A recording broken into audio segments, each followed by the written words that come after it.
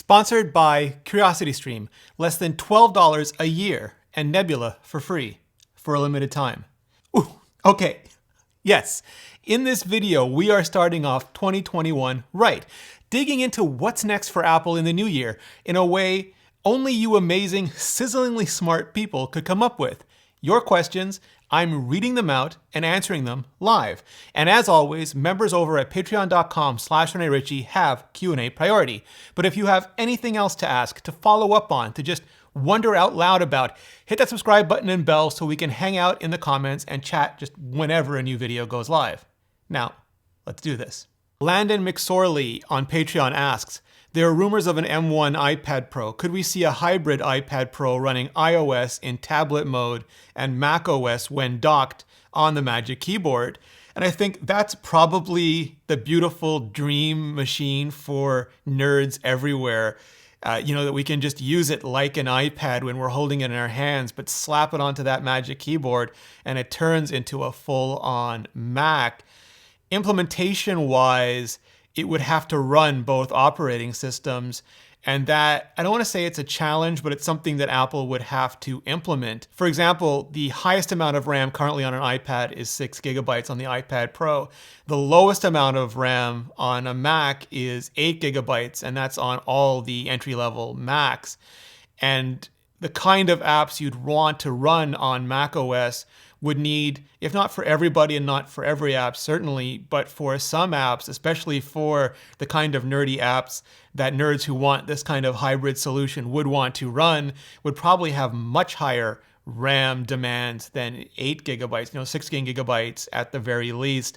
And you just know that we would want more. So to make it truly a great experience as an iPad and as a Mac, it is probably one of those things that sounds great theoretically, but if you were in charge of implementing it, would just have so many steps and so many years and so many constraints or limitations imposed on it.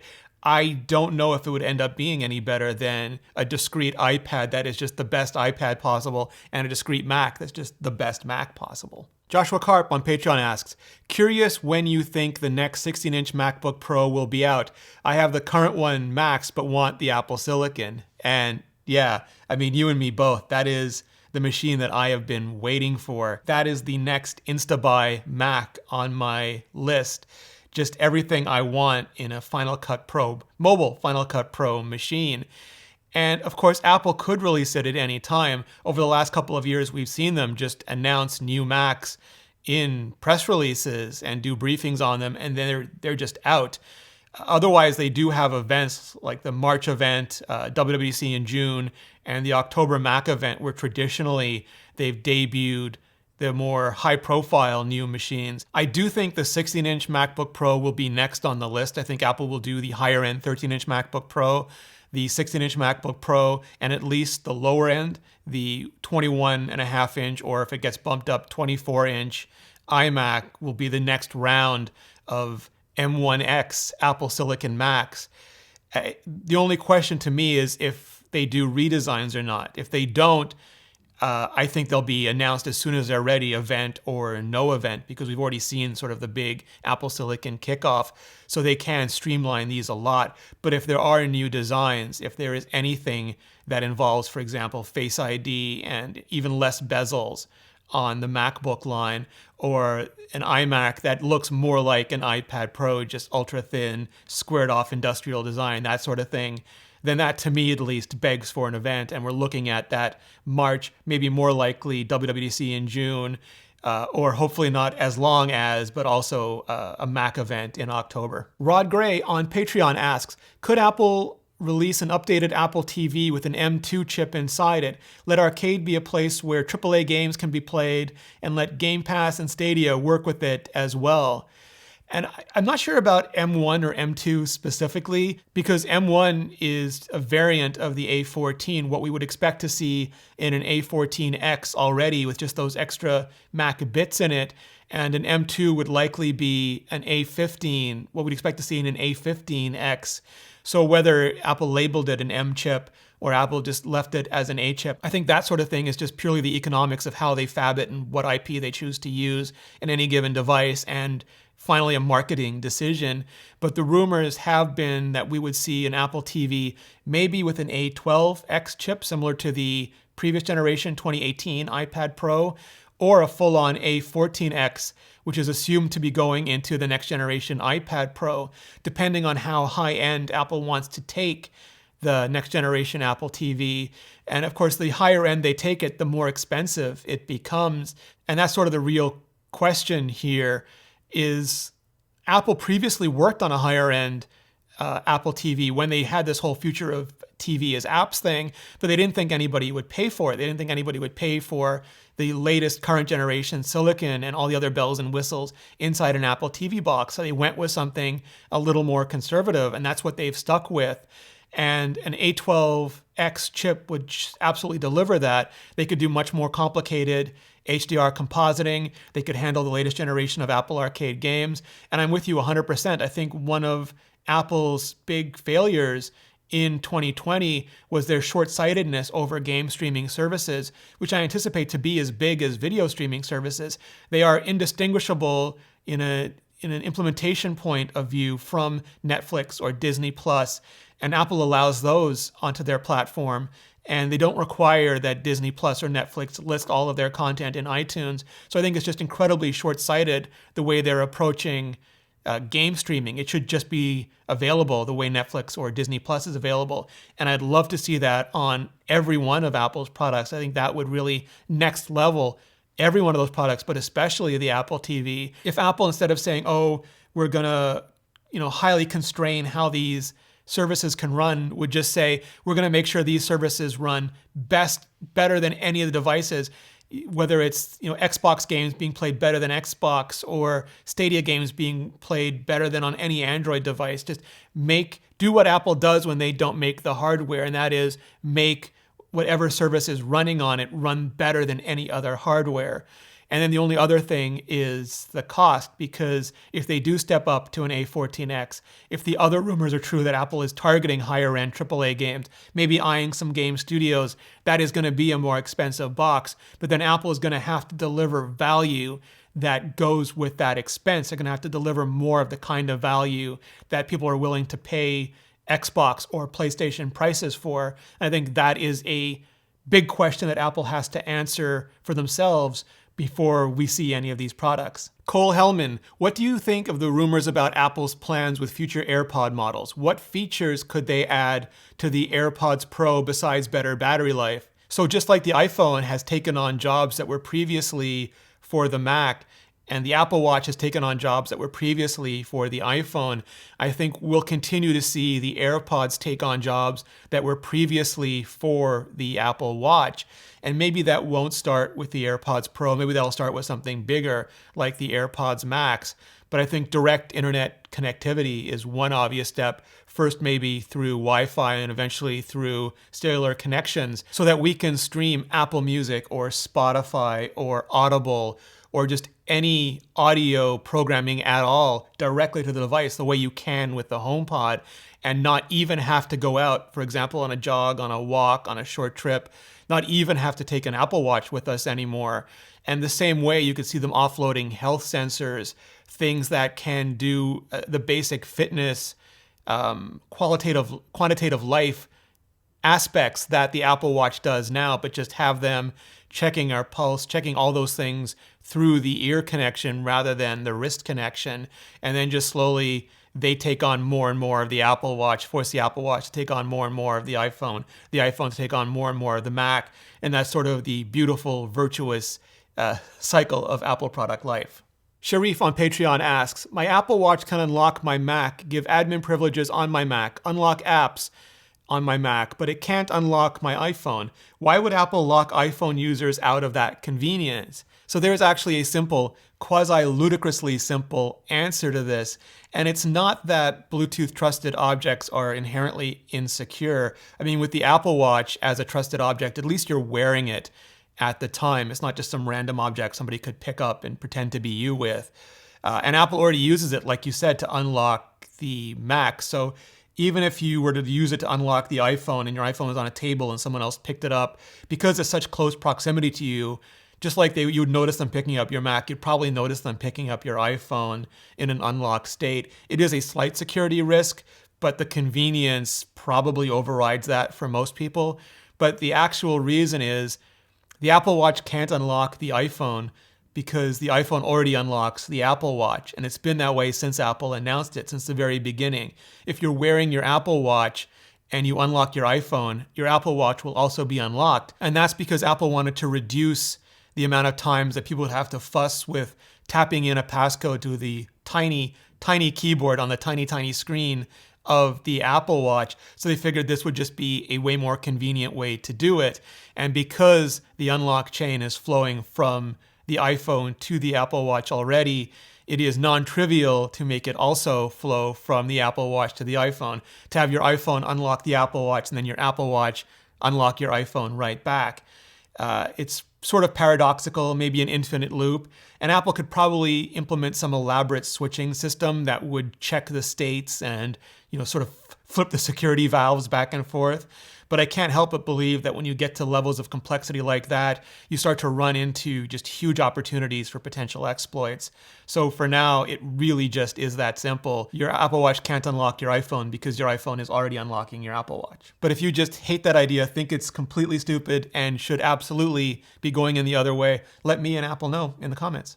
Kwame Purrier on Patreon asks, do you have any idea how a future Mac Pro can retain the advantages of an all-in-one SoC but still be modular? I actually did an entire video just thinking out loud about how you do exactly this, how you have all the advantages of the SoC, but the modularity that everybody expects from a Mac Pro. And I'll leave a link to that in the description below, so just check it out and let me know what you think. Kwesi Wabbit Hankins on Patreon asks, maybe not in 2021, but do you see Apple creating a YouTube alternative? So that's a really interesting question, and I look at it sort of the way I look at the rumors of an Apple search engine, where Apple has a lot of the elements already in place. In that case, the Apple bot that already scours the internet looking for information for the Siri knowledge base, and also things like search, like what was all classified as Spotlight search previously, and App Store search, all of those things.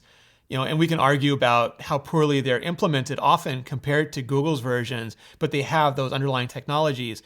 They are much better at the foundations of video. All of the frameworks that are in iOS and macOS that let apps like iMovie and Final Cut Pro and third-party apps create video on the iPhone, the iPad, the Mac, but they don't have any of that infrastructure for hosting and presenting videos the same way they don't have it for hosting or presenting a search engine. And I think in the case of video, it's even more complicated. And Apple, certainly, they've had the podcast directory for years, but that is just a directory. It points at RSS feeds and audio and video files that are hosted elsewhere. And everyone on Apple Podcast pays to host their own audio and video files, which is, the primary reason there's no video podcast version of this show, because it is just prohibitively expensive to host the video files that I make, the 4K video files that I make almost daily, and YouTube gives that all away for free. And to put all that infrastructure into place, all that hosting, the ads that support all that free hosting, or even a payment system, some way to pay for that, which I think, again, would be prohibitively expensive. And then the social infrastructure, which Apple did not do well with everything from Ping to Apple Music Connect. I think Apple probably would like to provide more privacy-friendly alternatives to whatever services it can, but I think when you start to get to something the scale of YouTube or even Instagram, doing it the way they're being done now is probably a non-starter, at least for now.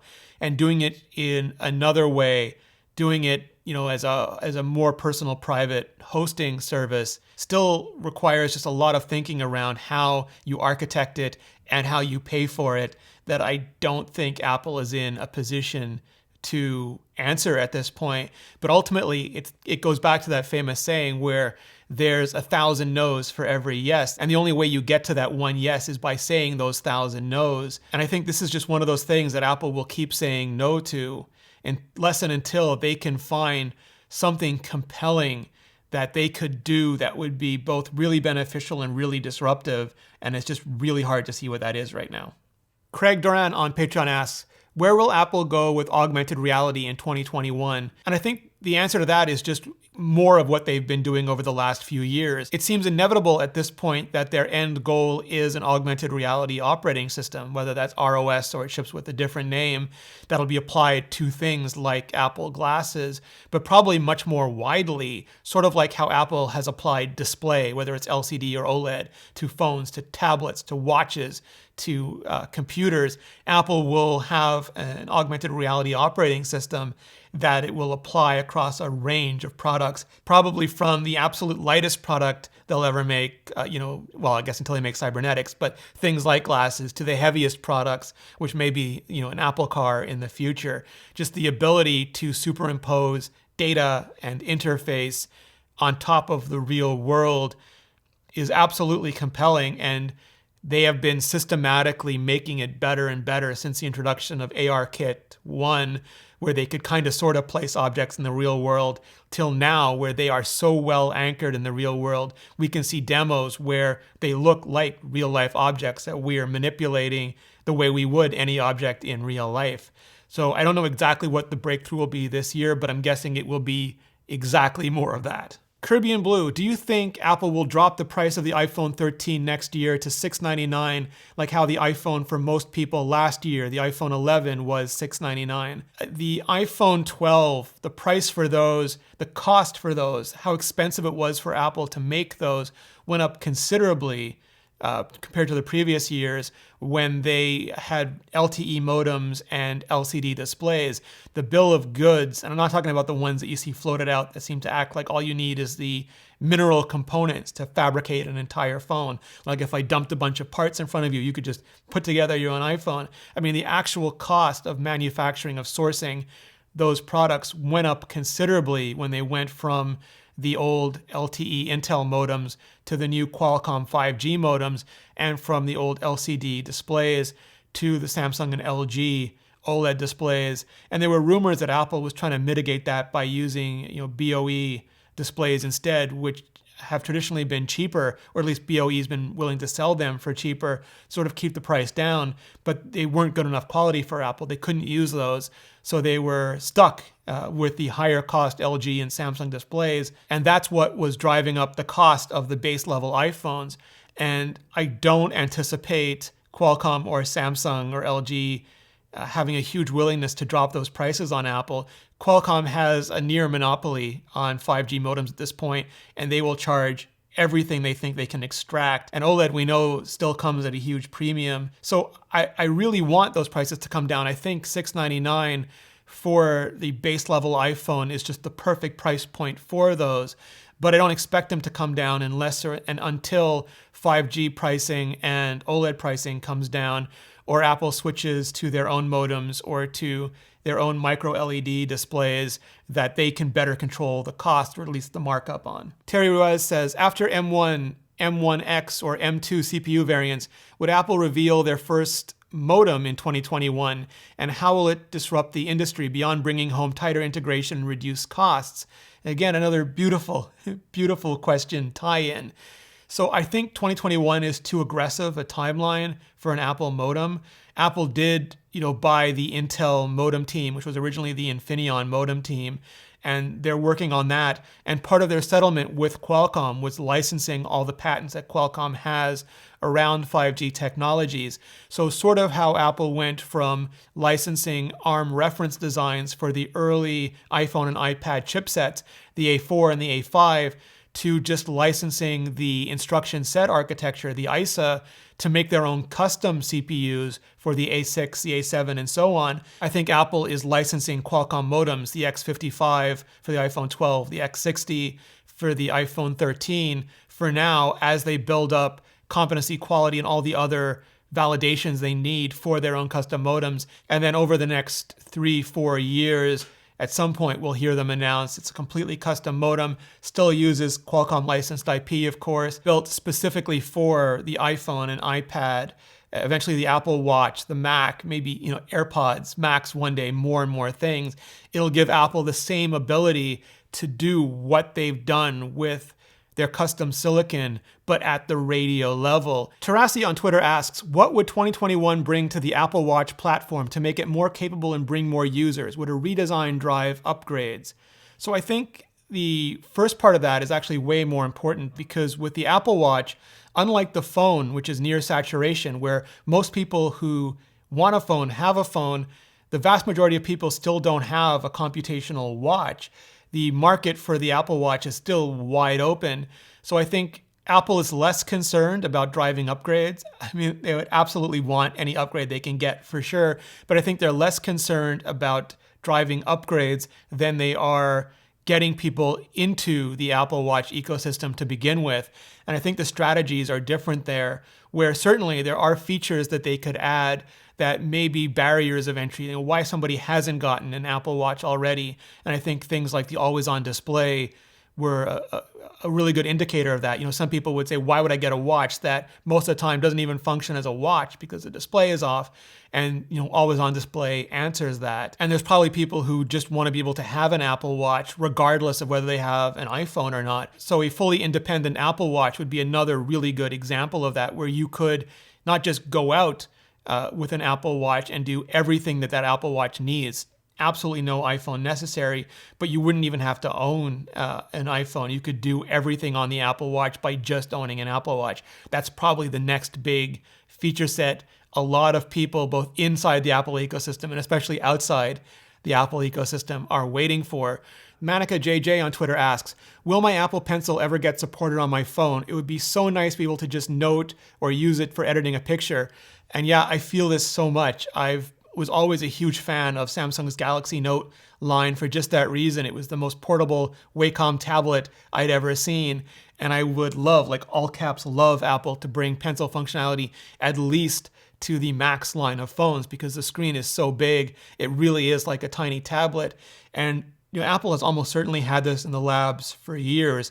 They just haven't decided to ship it. And whether or not they think they need a smaller pencil or some next generation improvement in either the iPhone or the pencil tech, I don't know. But I really, really, really hope Apple decides to add that at some point, because it would be a super, super compelling feature, even if only on the largest, the Max-sized iPhones. Nullgrad85789 on Twitter asks, where in your opinion did Apple drop the ball in 2020? Which area should they focus on in 2021? And so many things. I think the biggest one is the charger in the box. I think Apple, they made their case. They said it was for environmental reasons, but I think the messaging really didn't land at all. People just saw they were getting an iPhone without any easy in-the-box way of charging it. I mean, Apple's logic for including a Lightning to USB-C rather than Lightning to USB-A cable in the box is that they assumed most people had USB-A cables already, but that if you had a USB-C charger, you probably, or you might not have a Lightning specific to USB-C charger. So that would be more useful to more people than just another Lightning to USB-A cable. And I think, fair enough if they know their numbers way better than any of us do, but just not having that charger at all, especially when if you bought a MagSafe charger or a MagSafe Duo, which was incredibly expensive, you didn't even get a charger with that. It starts to create a very un-Apple-like experience where you get a product that you can't actually use. Like, you can take it out the box, it's got a minimal charge, but if you're not aware there's no plug in the box, or you just can't get one, within, especially in 2020, within a few hours of needing one, that is just deleterious to the experience that we've all come to expect from Apple. And now we've seen, Samsung and Xiaomi go from making fun of it to copying it at whiplash-like intensity.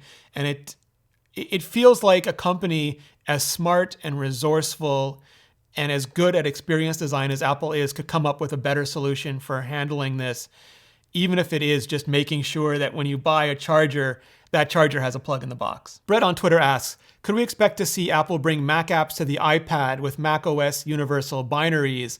And this has been a big question. I mean, we had Catalyst, which was a way for developers to bring their iPad apps to the Mac and turn them into fully functional Mac apps.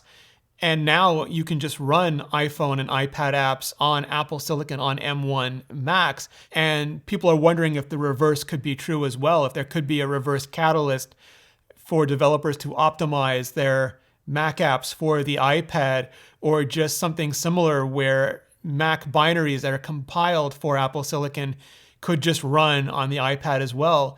And the answer to all of this is yes, but with some caveats. One is, what kind of experience would they deliver? And also, what are the steps that would be needed to implement them so they could deliver it? For example, a lot of Mac apps are written in AppKit, not in UIKit. And Catalyst was not just a way to bring iPad apps to the Mac, it was a way to bring UIKit to the Mac. And Apple hasn't announced anything that's a way to bring AppKit apps to the iPad. So Apple would have to implement all of that on the iPad side in order for developers to more easily make iPad optimized versions of their Mac apps. And if they don't, if they just let the Mac app run on the iPad, it'll be even worse than the current not very good experience of running iPad apps on the Mac. And especially if you have very small mouse pointer style touch targets, tap targets, click targets on Mac apps, things that expect the precision of a mouse pointer, those will be difficult to handle at best on an iPad. And again, you also have the differences in things as basic as memory. The most memory available on an iPad is 6 gigabytes, and the least memory available on a Mac is 8 gigabytes. And trying to run a full-on Mac app, especially Mac apps that are designed to handle very large files and projects on an iPad with those kinds of memory constraints, may just be non-starters to begin with. So it's one of those things that could absolutely be done, but Apple would have to do a lot of things to enable it to be done well. Ming asks, will Apple support 5G in dual SIM mode in 2021? And that is really a Qualcomm question. People on iPhones have only had to deal with 5G and the Qualcomm X55 modem for a couple of months, but people on Android have had to deal with it for almost a year already, and all of these sorts of things. And I think Qualcomm would like to tell you it's supported. They will love to put it on their brochure and on their spec sheet and yell about it on social media. But I think if you ask vendors, it's just not anything that works yet. And there's been rumors that Apple has been pushing Qualcomm to deliver this. And I'm sure Samsung and other vendors have been pushing them as well. But it's really something that Qualcomm can't just announce as a feature. They actually have to deliver everything throughout the stack that makes it work. And again, my understanding, and please correct me in the comments if I'm wrong, and there is a phone where the Qualcomm X55 modem is actually doing this already, please let me know. But my understanding is that that is entirely up to Qualcomm. As always, you can find the full extended version of this Q&A up on Nebula. That's the streaming platform I'm building along with my education-y creator friends, awesome people like Legal Eagle, Sarah Z, Ali Abdal, Thomas Frank, Braincraft, Polymatter, just so many more. It's a place where we can put up extended bonus content without having to worry about demonetization or the tyranny of the click-through rate or watch time or the algorithm or even ads. You can find full-length versions of my chats with iJustine, Jonathan Morrison, John Gruber, Walt Mossberg, and more. And all of them, all of my videos are completely ad-free. And that includes Apple Talk, my new Psychology of Technology podcast with psychotherapist George Adal, which has a bonus topic available exclusively on Nebula. So I know what you're thinking. What does any of this have to do with CuriosityStream? Well, they are just the go-to source for the absolute best documentaries on the internet. And they love educational content and thoughtful creators. And so we worked out this deal where if you sign up for CuriosityStream with the link in the description, not only do you get CuriosityStream, but you also get a Nebula subscription for free. And for a limited time, CuriosityStream is over 40% off for the holidays. That's less than $12 a year and an even better best deal, just the best deal in streaming. So click the link in the description and get CuriosityStream for over 40% off and Nebula for free. Or go to curiositystream.com/ReneRitchie. It's a great way to support this channel and educational content directly for less than $12 a year. Click the link in the description or go to curiositystream.com/ReneRitchie, and clicking on that link just really helps out the channel. For a ton more on Apple in 2021, click on the playlist above. I'm doing in-depth analysis, previews, and lots more. So click on that link and I'll see you in the next video.